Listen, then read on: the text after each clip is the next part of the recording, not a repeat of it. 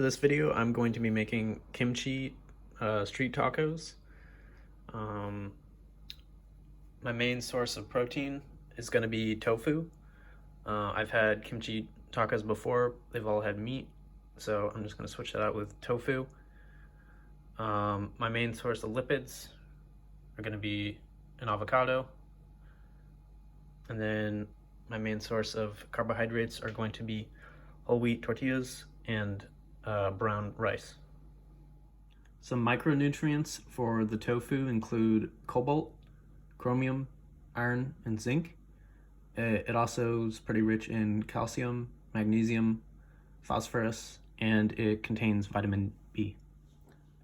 Micronutrients for the avocado include folate, magnesium, potassium, and they're also high in vitamin C. Moving over to the tortillas, they're high in fiber. For micronutrients, they have potassium, zinc, iron, calcium, and they contain magnesium. As for the brown rice, it contains folic acid, some B vitamins, contains potassium, magnesium, iron, and zinc, and it also is relatively high in fiber. The cilantro is going to contain vitamin A, vitamin C, and vitamin K. The leaves are also high in folate and potassium. Lastly, the kimchi is rich in folate. It contains vitamin K, riboflavin, and calcium. Going back to the cilantro for phytonutrients, cilantro is pretty high in carotenoids, zeaxanthin, and carotene. Phytonutrients for avocados include phytosterols, beta-carotene, lutein, flavonoids, and oleic acid. Brown rice is also going to contain phytosterols and flavonoids. And then because kimchi contains cabbage, it's going to have the phytonutrients like some flavonoids, which are called anthocyanins. And then because tofu has soy in it, it's going to contain an isoflavone, which is a type of phytoestrogen.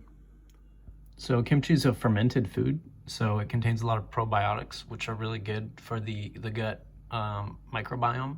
It promotes growth with healthy bacteria, which will help digest food properly.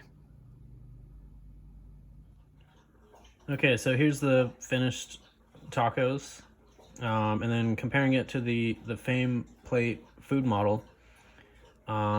It's about 50% non-starchy vegetables coming from the cabbage and the kimchi, the avocado, and the cilantro.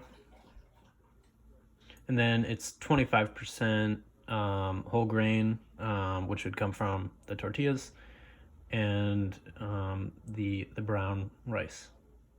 And then the 25% of a plant-based protein comes from the soy and the tofu, and then there's also a little bit of protein in the kimchi and in the brown rice.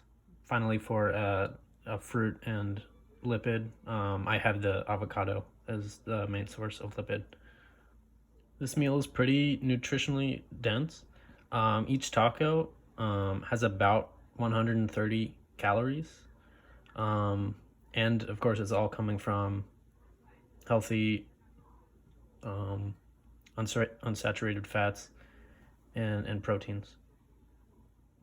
So while it does have a fair bit of calories per taco, it still is outweighed by the amount of just healthy plant-based food that's in it, and the amount of vitamins, macronutrients, and phytonutrients. As for Lifecycle nutrition, I'm a 20-year-old male, so young adults should be eating lots of protein, which this contains. It's also high in calcium, which is good for early adulthood.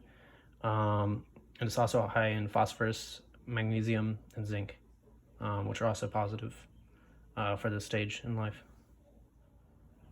Overall, this meal was relatively simple and easy to create. You just really need to heat up stuff and then put it together, like food preparation. It was difficult trying to find a food that's good for, the gut microbiome, but pretty much any fermented food is good for it. And I thought kimchi would just be the best to go with this meal.